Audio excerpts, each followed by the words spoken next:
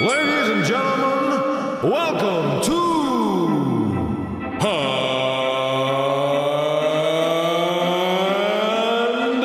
Steel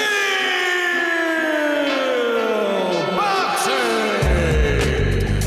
Welcome to And Still Boxing, where we talk about all things boxing in Australia and overseas. Today, we are joined by professional boxer Sara Jalonen. With 45 amateur fights with a 70% win rate, she has multiple New South Wales titles, silver and bronze, at the national level, as well as representing Australia on the international stage. As a professional, she has a record of 5-2 and is currently ranked 24th in the world at super featherweight and is the current anbf Australasian champion. Woo! Welcome to the Thank show. you. Thanks, Guy. And I'm your host, Guy. That's all. How are you today, Sarah? Very well, thank you. Excited to be here. Oh, I'm very excited to have you here. Excellent. So, tell me, let's start. Where are you from? We can hear there's an accent, and I'd like to know more. Even after all these years, yes. Originally from Finland, coming from a small place called Sastamala, and then went to uni and stuff in Helsinki, which is the capital. But I've been to Australia for 14 years. 14 years, and you just can't get rid of the accent. That's right. It just stuck with me. I think the Finnish one probably sounds a little bit better than the Australian twang, if you will. Well, I like to mix it up, just to keep people guessing. Hey, let's have a big hello to the family back in Finland in Finnish, if we can. Of course. Terkkuja äidille ja siskolle täältä. Moi. That's great. Sounds complex. I could not say that if I tried. No, you probably shouldn't try. And I won't, for the sake of all viewers. So, I guess we start from the start. How'd you get into boxing yourself? Well, I just started doing when I got here for fitness, just purely. I was working a corporate job and just doing literally boxing fitness classes in the city. And I really enjoyed it. And probably a year or so in, they did one of the first probably charity fight nights that are super popular now. So, you train for X amount of weeks, usually about 12, and then you fight at the end. So I signed up for that and did it.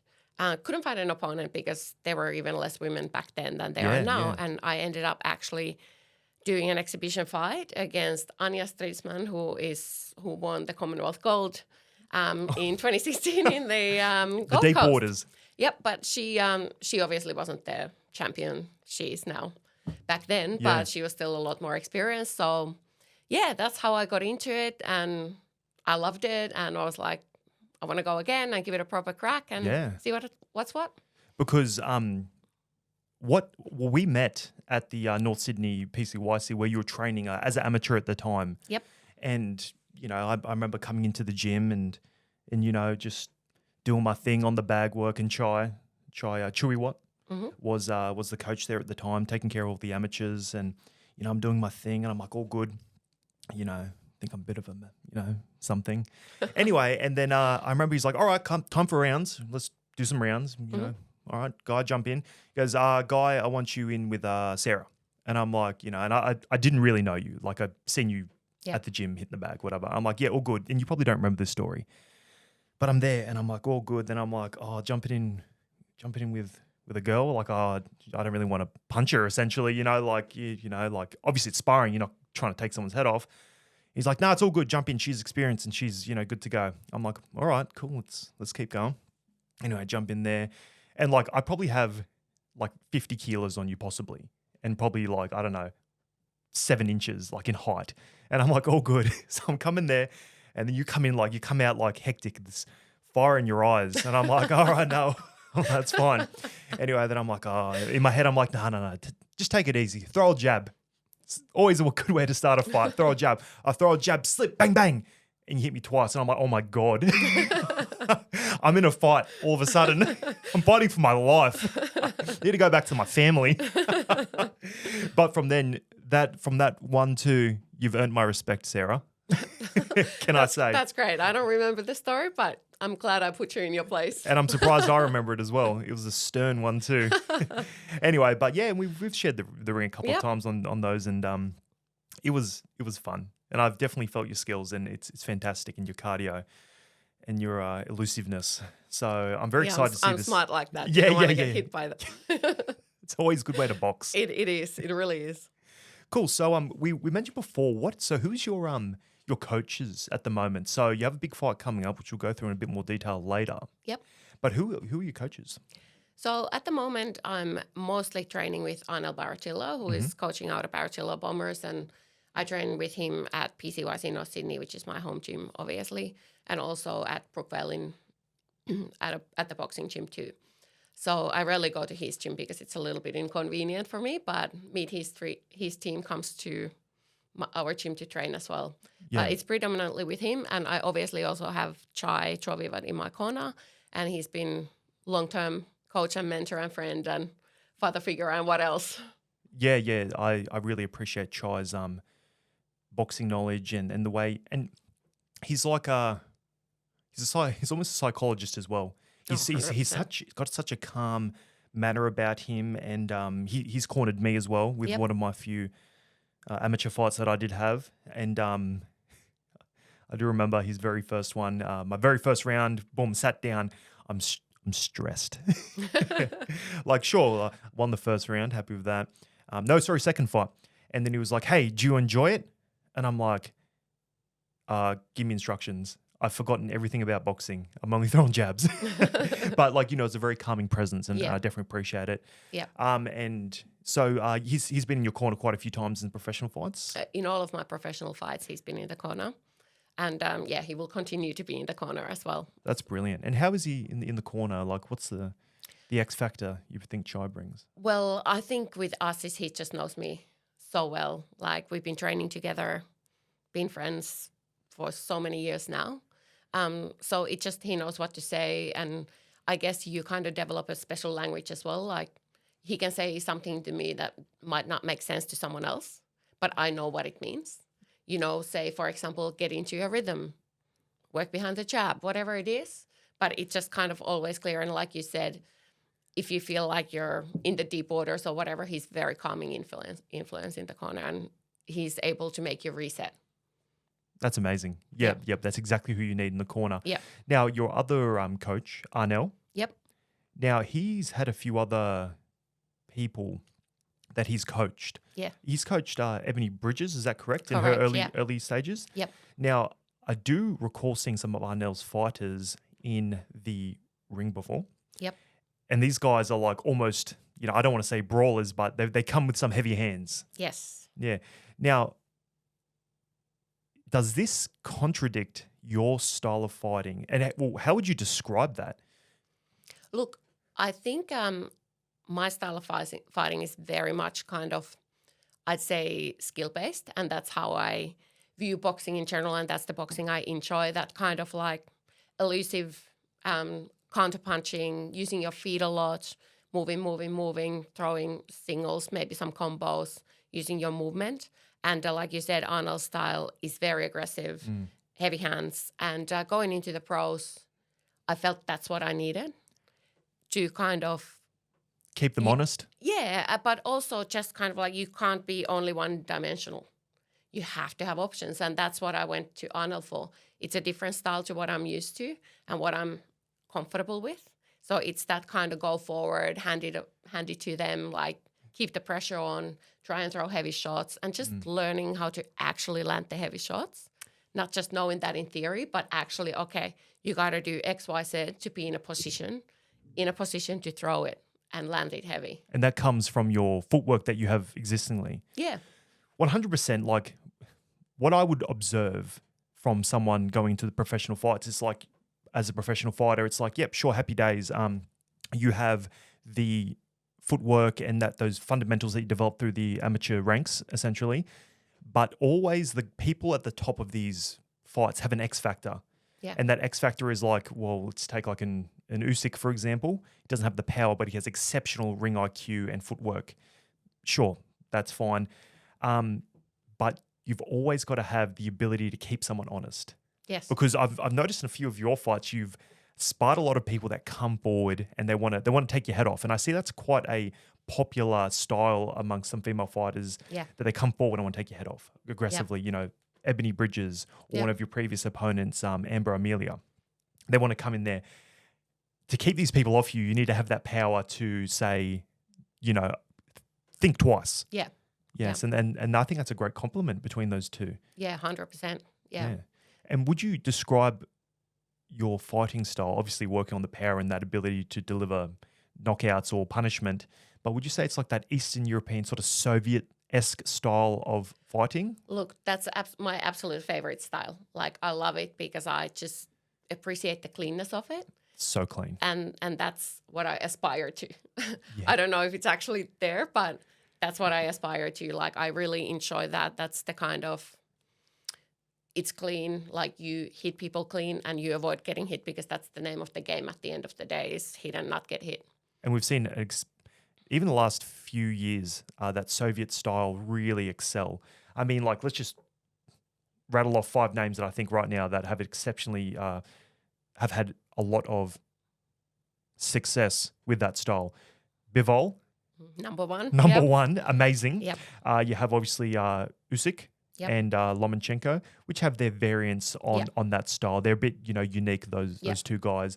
But again, they don't want to be on the inside. They want to come in, throw those medium shots or keep it very long. Yep. And then who else? Well, you have also the Tim Tszyu. Yeah. Again, the same thing. He's got a nuance to it where he's actually quite good on the inside. Yeah, he is. But again, I think where he prefers to be is long or that medium shot. Yeah. And sniper. Yes. Just sniping there. And Yes. that's yours as well. Yes, that's my preferred style. Yeah. But again, that's something that Arnold and I have been working on, being more comfortable on the inside and being able to deliver heavy shots when you're in range, because you are going to find yourself in those positions as well. Yes. Oh, that's awesome.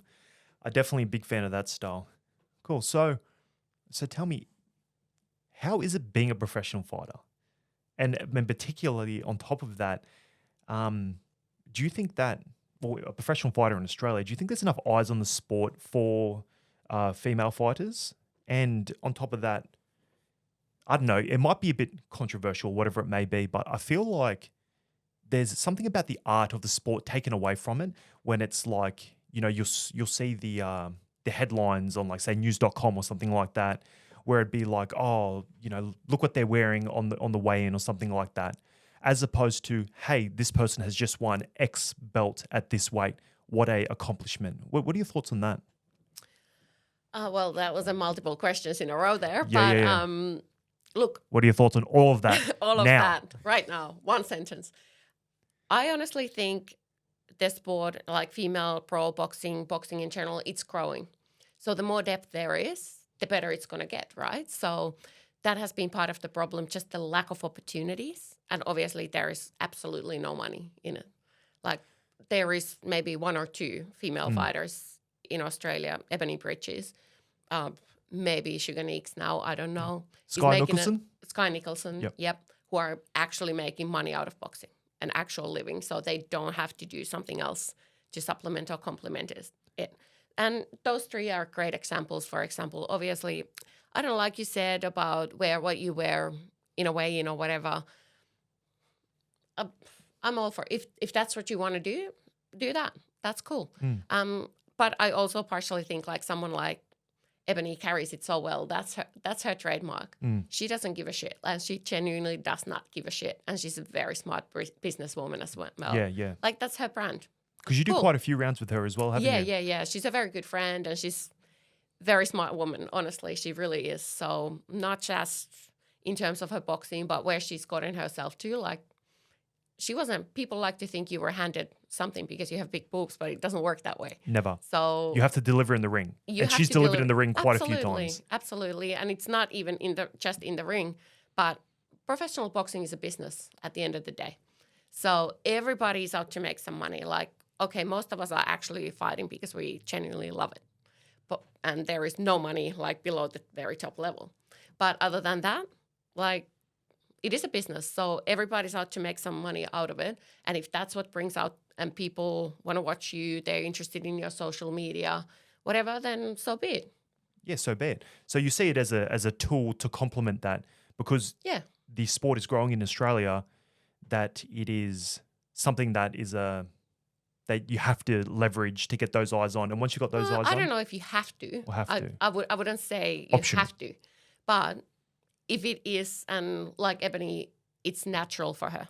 You know, you can see she is not uncomfortable. She's very good in front of the mic. Yeah. And she's quite funny. She's Quite so funny. funny. Some of her banter and the pre-fight, Oh, yeah, you know, she's good. stuff She's great. cracks me up. I Absolutely. love her. I love her. And you know what? Again, you don't really care why it is that people watch you fight. Do they want to get you put in your place, or do they want to watch you win? Eyeballs are eyeballs. They're watching. Yep, exactly. And that's 100%. Like people often say, "Oh, I want to," you know. Yeah, there are the people that are genuine, you know, purists where they're like, "I just love fighting," but at the end of the day, if you're not getting paid for it, I feel like it's.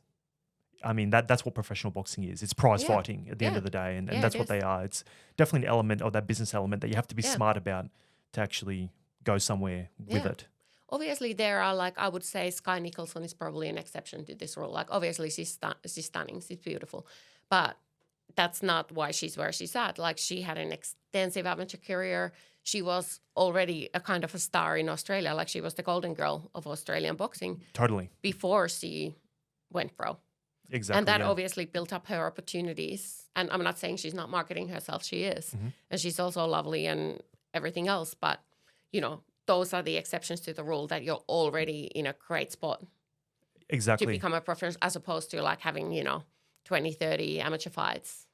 Yeah, exactly right. Have you ever shared the ring with Sky Nicholson? I have, yes. How'd that go? Oh, was fantastic for me. No, it was in my very first nationals. My second nationals. And I lost to her. Like, I don't think I landed a punch after the first round. Really? Like, look, she didn't throw great volume either. Like, I wouldn't say she maybe landed 5 to 10 punches, but I literally could not touch her. And that was, you know. What was it, a footwork thing? Oh, you know, what she does extremely well. Obviously, she's branching out as well and trying to learn different things now. But as an amateur, this would have been 5+ years ago. Yeah. Maybe more, 5, 6. Like, she keeps the distance very well. Her range is absolute. Obviously, she's a world champion, but it's world class. Like, it is very, very hard to hit her. Yeah, I mean, like, once she gets your range. Yeah, game over. Game over. Please don't get it. Yeah, exactly. Just like you got my range in like one jab. You're like, oh yeah, I know what's going on. Yeah, here. that's it. We got it. Yeah, we got it. Yeah, easy peasy. Right. So you're saying the barriers for like female fighters to get into the ring and become professional, it's a money thing. Do you think? Look, anyone can go pro. Like, we can all decide to go pro and register tomorrow if you wanted to. But I think the initial problem is the lack of opportunity. Like, you can get fights on club shows and things like that, but not many people are actually making any money out of it. Yeah. But just being able to like see female fights on, say, TV cards, No Limit, and now there's on 7+, there's a new series of boxing every Wednesday night that's available on the app. So there are a few female fights coming up, I know, on there. But it is very much the lack of opportunity, and I guess like the top level girls as well, because the pool is small. So who's fighting who and what weight and everything else. So that becomes more difficult. And with that, do you find there's a bit more weight jumping around just to get to that bigger name or to get that matchup? Maybe a little bit, yeah. But I mean, everybody has their preferred weight class, and you kind of want to stick with the weight class as much as possible because that's what you want to get world rank at. Exactly. So that's why the kind of opportunity to jump around is limited as well. Yeah, exactly. It's like, well, in the beginning, sure. 100%. It's like smaller weight division. Smaller pool of fighters. Yeah, sure. There's probably a little bit of an element to it, but you want to stick there to get that world ranking, get those world title shots. That's right. Yeah, that's happy right. with that. So, is there? Well, obviously, more advertising, I guess, would be the way to fix that. Essentially, hey, yeah, I like that. That's very interesting. I think it's very much that with the opportunity come just being able to kind of get more eyes on the sport just by being on bigger cards, just getting people to see it more. It's kind of, okay, that creates opportunities in itself. And when there's money, then there's more opportunity. So it's that kind of vicious cycle. Self-licking ice cream. Yeah, exactly. Yeah. So one feeds another. Yeah, 100%. You know what? I was just saying this to on the last episode that I feel like George Kambosos, for example, coming and bringing all these, 2 Haney fights and one with Lomachenko just recently Yep. to Australia, to Australian shores, the amount of people that watched that and the almost inspiration that would have, given to a young person out there. Oh, yeah. I feel like in 10 or 15 years, just doing that would Yeah. generate a world champion. Yeah. I just feel like that, for example. Absolutely. Yeah. And then we had a couple of female fighters on that card as well. Yep. So, the controversial decision there. So the wrong person got announced. I don't know if the decision was Sorry. controversial, but the announcement was. Yeah. Who do you think won that one? I thought it was really close, Mm. but I did have Sugar Nicks winning it by a hair. By a hair. Yeah. I thought, what was that? What was Nina Hughes. Nina Hughes. Yeah. Yeah, I thought Nina Hughes, the volume of punches that she was throwing might have Yeah, but snatched she it for didn't me. really land that many. No, that's right. Yeah. But she was busier. It Yes. was busier. And there's something about that. I was like, okay, Yeah. where does it weigh up? And it obviously came down to the judges Yeah. in that Yeah. spot. But, But yes, I it was did close. think it was very close. Very close. Yeah. But yes, congratulations to her though Yeah, 100%. on the big win. Yep. So, and in front of on a very large audience, should Yeah. I say? Yeah. So congratulations. So Sarah, tell me, because there's so little opportunities to go like full-time pro, there might be a handful of fighters out there Yep. in Australia doing that.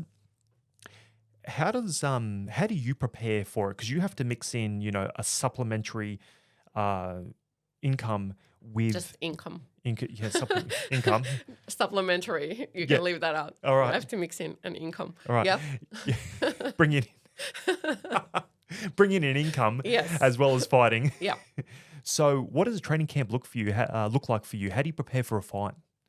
Well, look, I'm in a very fortunate position in a way that I work as a personal trainer and a coach myself. So I honestly think that's one of the only, well, not only, you can do whatever you set out to do, but it makes life a lot easier that when you're a PT, you're kind of in charge of your own schedule.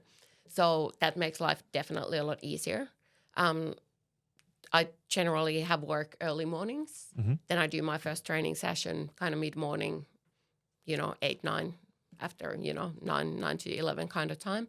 And then I might have lunchtime clients. And then before I start at night, usually around 4, I'll do my second session. And is it like 6 or 7 weeks beforehand? Like, how long is the camp? Because you keep yourself in shape all year round, essentially, right? Look, I always train. I love training. So generally my schedule stays relatively similar always, but the intensity changes. And there's just something about as soon as you have a fight, you kind of get that switch where you're like, okay, we're on. As soon as you get given that date. Yeah.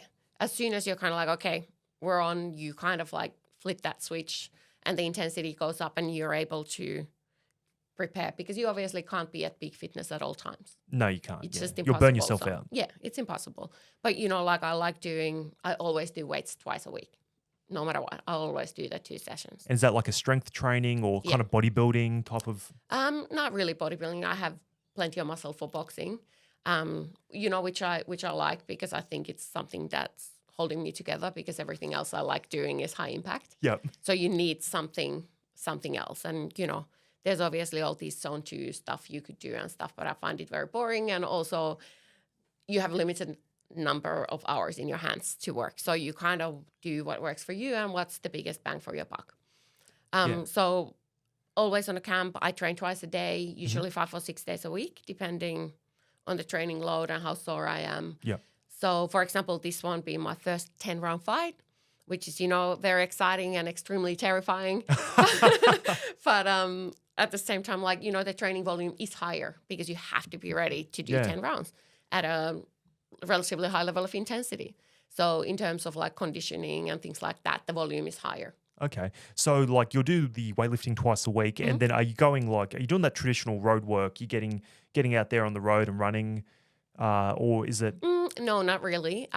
Again, I feel like it is not really the best use of my time because I do run outside of kind of training camp. I would do that running, keep the kind of base level of fitness. Yep. But I also feel like if you're able to do boxing training for an hour, hour and a half, 2 hours, your aerobic base is fine. 100%. You don't need to be. I'm not racing in 10K race or 5K race. Nobody gives a fuck how fast I am. You know? Yeah, that's so true. You know what? Joe Fraser, right? The boxer. Yeah. Some people may have heard of him, but I remember reading that the way he trained for his fights, he didn't go on these big runs, or for the most part, you know, like sure, there's an element there, like, you know, and road work is what people associate with boxing training, you know, skipping road work and sparring essentially. But he would train for 45 minutes or 46 minutes or something straight, like at an extreme intensity, because he thought that best replicated a fight. So if I don't take a break for 46 minutes and I can do that fine, that's how I prepared for the fight. And like I remember, I think it was for Muhammad Ali, he was training like that. So that's kind of like the principle that you're going with. Yeah, and look, I also think I do think there's a time and place for conditioning, absolutely. But a lot of the stuff we do as well is on feet. So I think there is a place to do some off-feet conditioning, so you're not getting that high impact all the time. So you do, you know, air down, row up, ski erg, whatever else options you have. Because at the end of the day, what you're looking for is the heart rate. Yeah. It's not, again, nobody cares how fast I can run in the ring, right? So it's like how far quickly you can bring that heart rate back to normal, essentially, and also just being on that red zone.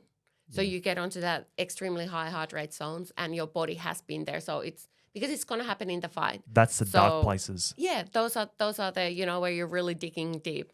So you want to have been there before the fight. Yeah, 100%. So your body is already like, hey, I've been here. Yeah, it sucked, but, you know, I've been here and I survived. So I got more in the tank. Yeah.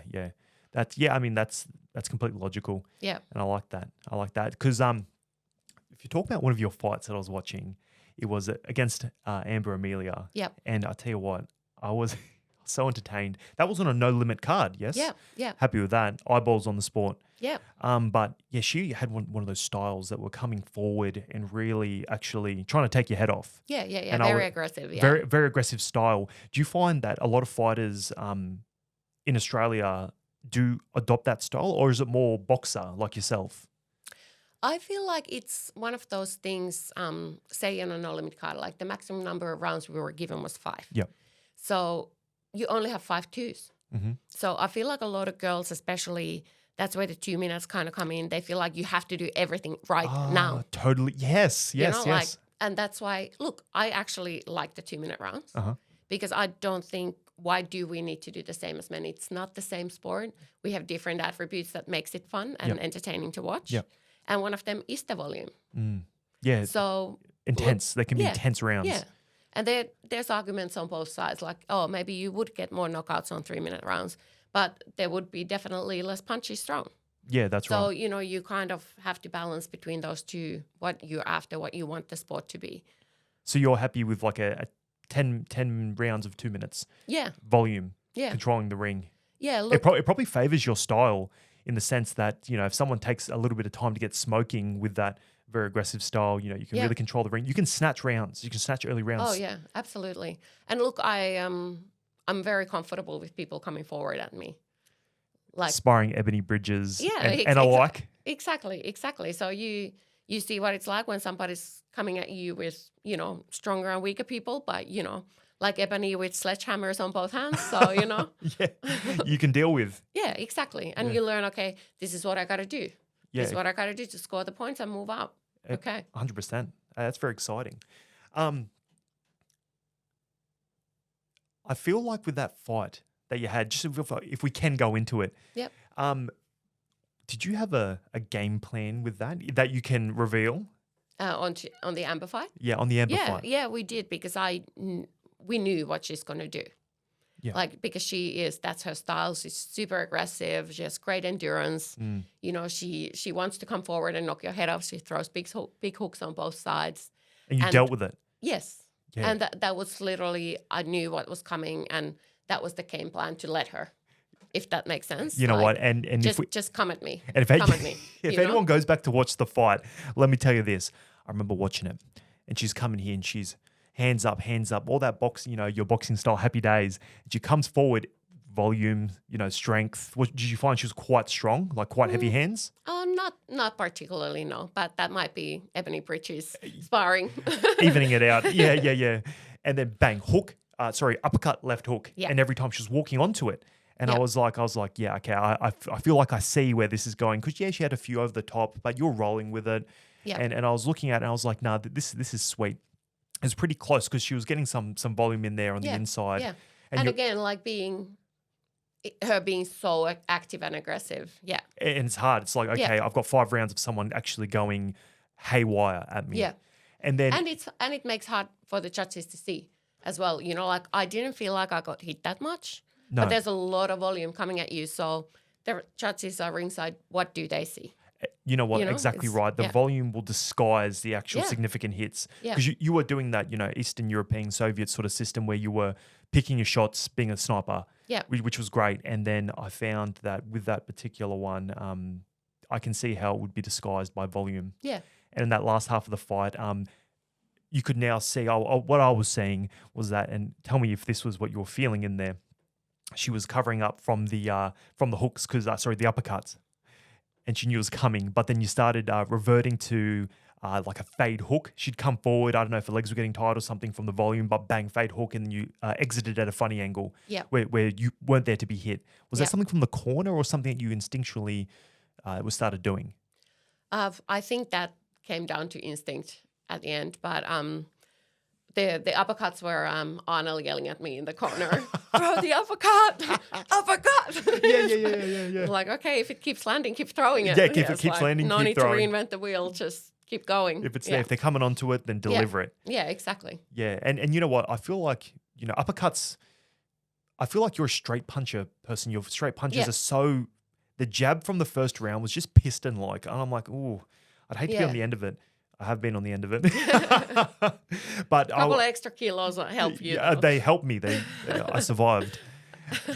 But I feel like if someone wants to keep it a distance with you, they have to be one hell of a boxer to actually beat you. I feel like. Oh, thank you. Yeah. So I've, if someone wants Look, to stay on the end, styles make fights, so 100%. you never know. Some things you find more difficult to deal with. People have different timing, and working that out is always with someone new. It's a different game every time. 100%. So, tell me the state of Australian female boxing right now. Okay. Tell me what you think about that. Who's your favorite fighter? I think the sport is growing. The pros as well. There's plenty of good girls coming up. I really think the stakes are rising. Like there's girls who have genuine chances of making it to the a top world level. Yeah. And actually having world titles and world title shots at the very least. So I think it's coming together. And again, with more girls coming through, it will increase the pool and the depth. The competition. And the competition, and the better the competition, the better breaking things. The better it will get The as quality. well. Yeah. I feel like Australia generates some of the world's best boxers Yeah. for females. Yeah. I mean, I don't know if it's a support system that we have here or whatever it may be, but Australians seem to, considering our population, Oh, yeah. seems to be dominating. Oh, All right. yeah. Give And me there's a huge team going to the Olympics. Even 100 just that. Yes. Huge. They're amazing. It's Yeah. amazing. All right, give me your top 5 favorite Australian boxers, female boxers. Well, I'll have to start with Ebony because she's Number one? a good friend. Oh, she'll go and get her belt back next. So, yeah. She seems to be on top of the world right now. Oh, she is. She is. Okay, number 1. Number Yep. 2. Sky Nicholson holding a world title. You gotta admire her for what she's doing, like what she does well, and she's only young as well, so she will keep getting better and better. Perfect. So she'll be going wherever she wants to go. Sugar Neeks, another world title. She comes at number 3. Yep. She has a world title. How are you gonna Say argue less. how are you gonna argue with that? Like it's yeah, she did amazing, and she's changed weight classes from super bantam to bantam Yes. to get this one. She's amazing. There are a few other, those would be my top 3 at the moment for Okay. sure. There are a few girls coming up who will be great. Ella Booth, also a good friend of mine, training with Johnny Lewis. She's amazing. I've heard big things. She can do whatever you can do, but better.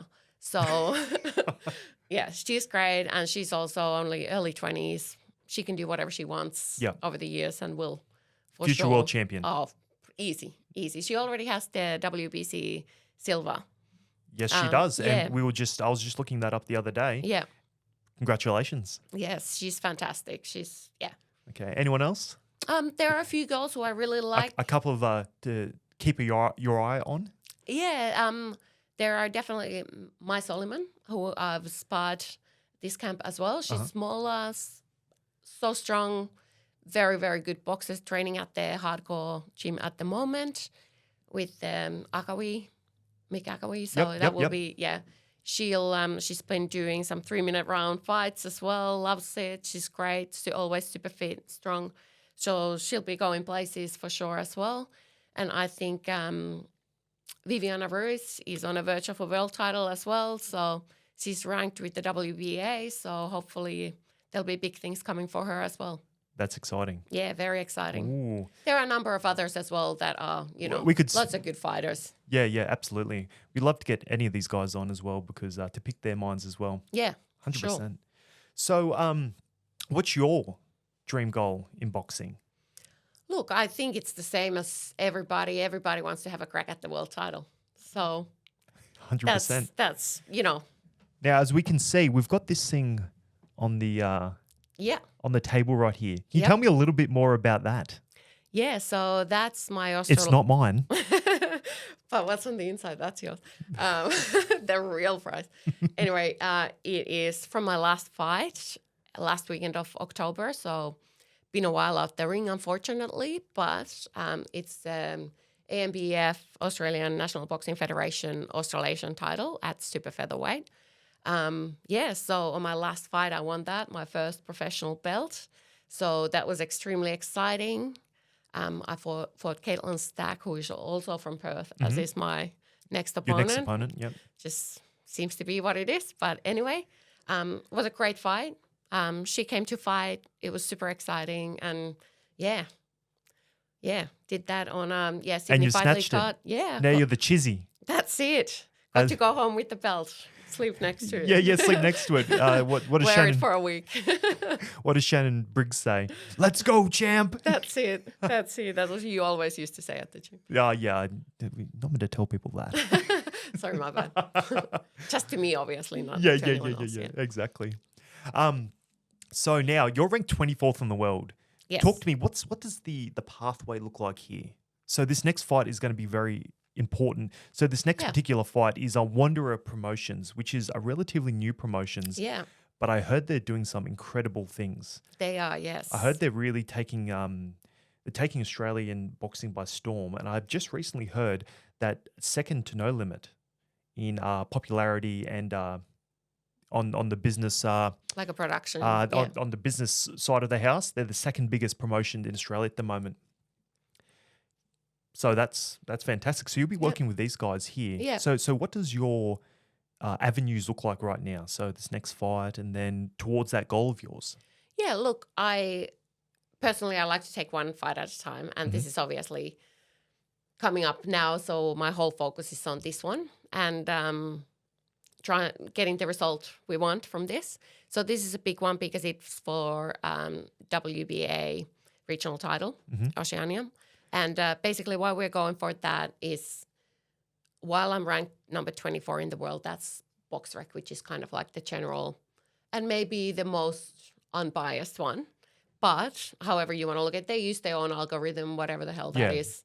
Who knows? But it doesn't really mean anything, if that makes sense. It's just a number essentially. Yeah, look, my best ranking after getting this belt was number 9 with them. Great. Yeah. Well, that's what I thought. But, it's what it is what it is. It's like a nice little tool to use, I guess. Oh yeah, look, don't worry, I have screenshots, but like on the wall. On the wall. But the next one is you need a ranking with the sanctioning bodies. Yes. And the easiest way to do it is either is to fight for one of their regional titles or to fight someone who's already ranked in the top 10 with them. Yeah. And being in Australia, it's very hard to get a fight with someone who's ranked in the top 10 with them because most of them are not anywhere in the region. So again, comes down to the money. You need a lot of sponsor money to make that happen. Always follow the money. That's where that's always the problem, especially again coming from Australia, the money issue. Yep. So with this so you're fighting for the regional title on Thursday, the 6th of June at Bella Vista Hotel, like I said, under Wanderer Productions. Promotions, yep. Promotions. Apologies, Ricky. Yep. So fighting for the regional title against Jackie Toth Yep. from Perth. Yep. Very exciting. Yes. With this, you will secure a top 10 ranking generally, or that is the case here. Yeah. Well, that is the goal. Yep. Yeah. Yep. That's very exciting. And literally getting the ranking with WBA. That's what we're looking for. And go for that. And who Yep. holds the WBA title at the moment? So in super featherweight, there is an undisputed champion, Alicia Baumgartner from the US. Ooh. So she has not been active since she was, I don't know, who knows what is true and what not, but she was popped for some pets in the last fight. But she is fighting this European summer, but she's only defending the WBC. So it is. So she may relinquish the WBA? Who knows? Who knows with the other three? I think the problem is that the other sanctioning bodies haven't passed judgment. So WBC said they are happy with the findings. They're inconclusive. They don't think she's doped on purpose. So she's fine to fight on their cards. Okay, right. But on the other ones haven't said anything whether she's suspended or It's all what's the been goal? kind of quiet. Yeah, They it's must kind of they must have been busy with all the undisputed fights and stuff coming around. maybe, but I find it's kind of she's holding the belts hostage, right? Yeah, Like there's exactly right. Like, hey, what's going on here? Yeah. Either you spread them or you fight for them. Yeah, exactly. Like, I think it would be fair if she had to vacate and other girls were a good fight for them. And then she had if she's, innocent, she can have the first dips again. Yep, yep. I think that would be fair rather than kind of like, okay, nobody's fighting for these. Yeah, For a year and a exactly half. right. It's And like, hold come them on. hostage. Yeah. Because you're going to go snatch it. That's right. That's what's right. going to happen. I'm very confident in that. After feeling that 1-2, not speaking normally for the week afterwards, I believe that. Yes, 100%. Yeah. So if we're going to, if you were going to give some advice to either like a younger self or someone that wants to turn professional, under your experiences and what you've, felt and witnessed on boxing, in boxing at the moment, what would you give them? Well, two big things. One, on the fight side, I'd say what I wish I'd done more earlier, like I did in the last couple of years as a amateur. But go to all the tournaments you can find. Just go and fight as much, get all the experience you can. And especially in that sense, all the tournaments work the best because you're almost guaranteed a fight or two at least. So you've done the work, you go in there. It's not about your opponent getting sick. There's someone else, So your chances of getting more experience on that one tournament are much greater than that one club fight night. That is so true. Yes. So that would be the first thing. And you learn so much. And it's amateurs, like who cares? Win or lose, it's experience. Obviously, everybody wants to win, don't get me wrong. Yes. And it sucks to lose. But, at the end of the day, it's just experience. Okay. So on the fight side, what about on the business side? And on the business side, I'd say build a support network as early as possible. I know there are a lot of people who feel, and I felt this way in the beginning. I was like, I didn't want to tell anyone I was fighting. Like, it was my thing. Yeah, yeah. You're kind of like, oh, I don't want people to see because you're kind of unsure of yourself and your skills and everything else. But I would be like, just tell everybody, get everybody to come, get people from your team, your parents' mates, whatever. Just get them to come already when you're an amateur. And then, obviously, you hopefully have a bigger network by the time you go pro. Exactly right, because would that be a business decision regarding, hey, I can bring a lot of people to these fights as well? Absolutely, yeah. Right. It And always comes down to the money. And the more tickets you sell, the more people are going to want to put you on in their fight nights, whether it's No Limit or whether it's a club show at an RSL. Regardless, they're going to want fighters on who bring people. Exactly right, yeah, because, they're trying to turn over a profit at least. And they are spending money to put the show on. Yeah. So it's fair. A lot, yeah. Oh, that's brilliant, okay. And they're the big two. They're the big two. Support network and get that volume in early to have all the looks. Yeah. Yeah. I mean, you look at all the people that have that high-level success. I mean, Sky Nicholson, a vaunted amateur career. Yep. And Vasily Lomachenko, 396 Yeah, amateur look, that's fights. probably a little too high there up there, but yeah. Your brain's going to be scrambled. I think it's just the mileage. Yeah, By mileage. the time, and especially at those, Ukrainian and all those, you've taken no matter how good you are, you've taken a lot of punches by the time you've done 350 fights. And all the sparring. Oh, yeah, Yeah. on top of that. Yeah. So we've had a couple of big fights on the weekend, Sarah. Oh, we did.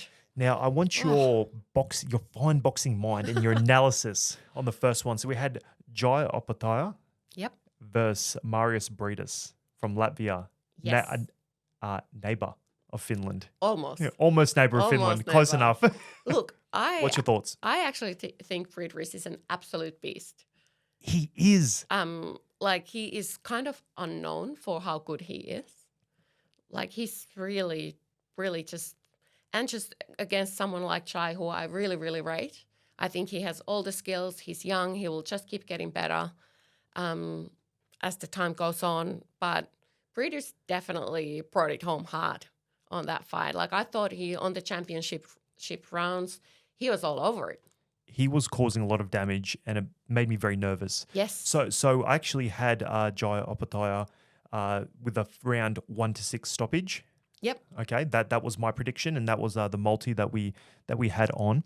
Yep. However, listen, I was like 39 years old. Breedis, like he's very, very good. But I'm like, and the ring rust, I'm like, the durability probably won't be there. Yeah. The guy took him 12. 2 years out. Yeah. His head was a rock. And a lot of people I've seen online that they're giving Jai Opetaia a little bit of, crap Yeah. about his performance. But I'm like, if you're giving him crap about his performance, you don't know who Marius Briedis is. Yeah. And or like you're giving saying, him enough credit. and giving him enough credit. Like the guy's a beast. Like Alexander Usyk couldn't stop this guy. Yes. And he won a split decision, if I'm not mistaken.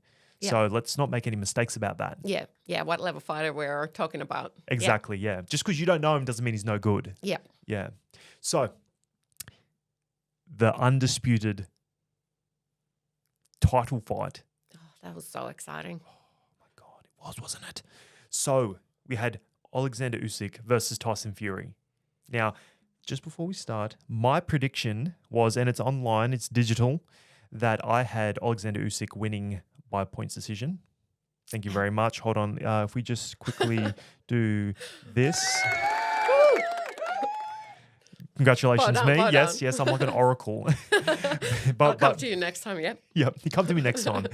However, we did have a multi, like the bet, that we thought like a little dirty one that we could have Covered got. all your bases. Yeah. But we want to get very specific and not be Yep. like, head to head, go Usyk. Sure, that's the easy way out. We want to get very specific. I said Usyk to win, but get knocked down. And I was thinking like a dirty knockdown, like Tyson Fury, it's like, okay, I'm down by points. I have to get a bit, rough and Aggressive, dirty. yeah. And maybe like it's a bit of a push and a punch at Yep. the same time, but in the ref's blind spot goes Yep. down, but Usyk still wins. Anyway, Yep. that was my prediction.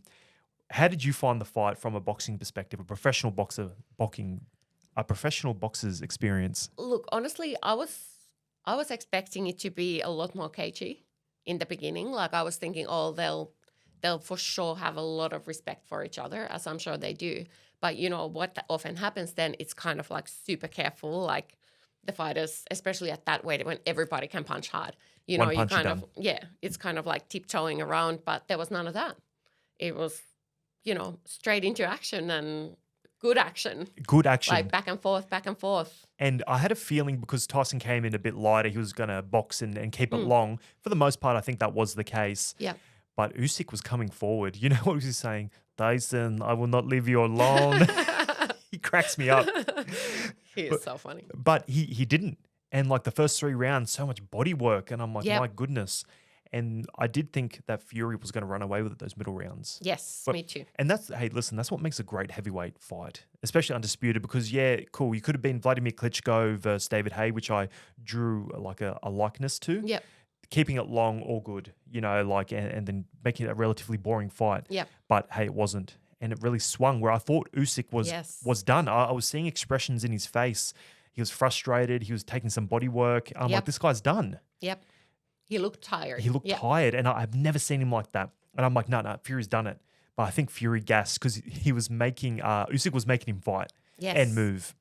And I did see some stats as well that Fury's output was in the first 7 or 8 rounds was 24% higher than in his previous 3 fights. So that is a lot of work. almost a quarter more work than he normally does. Exactly right, yeah. And I think he was hit more than anyone ever hit Tyson Fury before. That was what I'm saying. Oh, yeah. And look, I did think stat-wise. I did think it was over on the 9th as well, because I'm sure Fury was out on his feet, but his ability to recover Incredible. is insanity.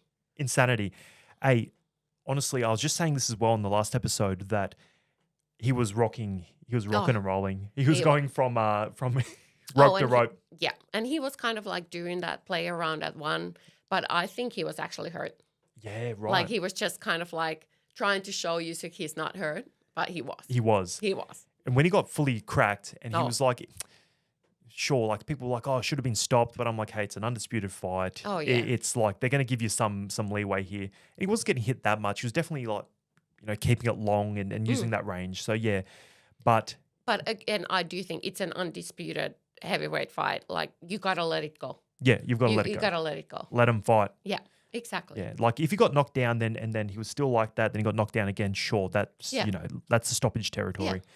But on that last, just before it got called a knockdown because it was being held up by the ropes, the referee came in and was like, put his arm in there like, yep, knocked down, started counting. But hey, Usyk was right there, ready to deliver the biggest right hand you'll ever see in your life. Left maybe, but yeah. Sorry, yes, southpaw. Biggest left hand you're about to ever see in your life. And that would have I think that would have cleaned him up completely. But the ref didn't go, yep, knocked down. And he's like, I'm like, oh my goodness. Yep. Managed to recover. Yeah, that is just that volume of punches he was hit with. Just there with the beautiful little angles and stuff. Usyk was dancing around. I don't know how he recovered from that. Especially I feel like after the Wilder fights, like that kind of fights have to take it out of you, for Fury. Like the amount of damage that you receive. Like even if you're able to get up, like, man. Yeah. Are you referring to that very first knockdown? Yes. Where his brain got turned off? Yes. Or around, I don't know. It did full 360 for sure. I was just saying before that, there's this video where it was like a meme type video where what they did was, showed the knockdown, but then it was like Terminator vision, that red light vision where it's like coming back to life. That's very Or the Undertaker ones. I'm like, it's so good. Oh, it's so funny. All right. So thank you for that analysis. And I'm looking forward to seeing the rematch. Oh, yes. I think that's one fight, that's the rematch is worth watching, worth doing, please. Please. And did you think the fight went how you thought? Like, were you predicting this? No, I had no idea. So it's too hard. we spoke about this, and I was very kind of like on the fence. Here you we were are. very on the fence. Yeah, I feel like with these two, it very much depends who turns up. Like Fury can be that dirty fighter, like what happened against Francis, that MMA fighters, like who was that? Exactly. Like that was terrible. Yeah. And then, this guy turned up yesterday and was fantastic. I find he still was a little bit overweight again around the sides. Like, sure, Fury isn't like this cut fighter. No. However, it was more than usual. I feel like he could really... Maybe he just went for smaller shots and they brought it all higher up. I don't know. There was this shot of him leaving the ring, and I think he just took everything off because it was super hot. Yeah. And it was like he had no bum. Yeah. He had the smallest legs, and then around the top was a bit... Looked like his bum moved up to his his lower back. Oh, horrible. Man. And that from a guy who could knock 99% of the population out. So, 100%. Fat man can fight. I believe you, Tyson Fury. Yep. I believe you. Yep. Cool. So, Sarah, good luck on your fight coming up on Thursday, the 6th of June, on Wonderer Promotions. That'll be at the Bella Vista Hotel, and the fights, they kick off at 6 p.m. Like I said, Wonderer Promotions, they're doing some really interesting stuff right now. A lot of amateur and professional fights right now. I know on this particular fight that you have coming up on this card that there's a few amateurs fighting. Yes. And they'll be fighting for state titles. Yep. And you got yourself. Yeah, they are. They're not state titles, I don't think per se, but they are some challenge belts and things like that. State challenge belts. That Ricky's putting up.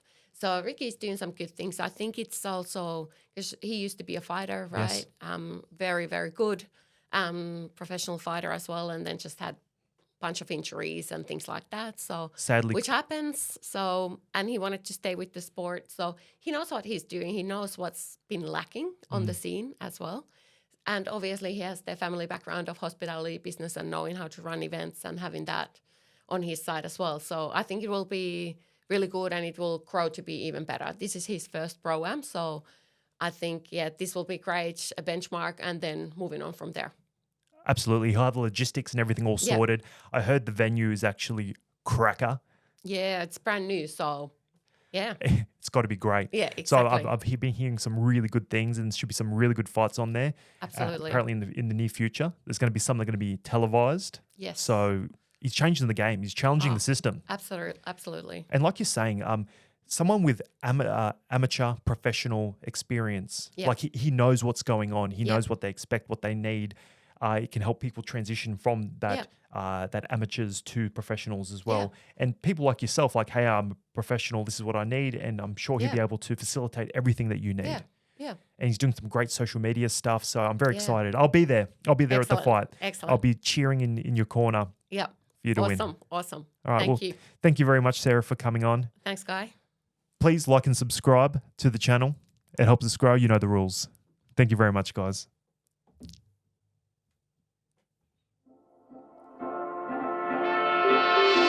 Thank you for listening. If you liked this episode, please subscribe to the channel for future content.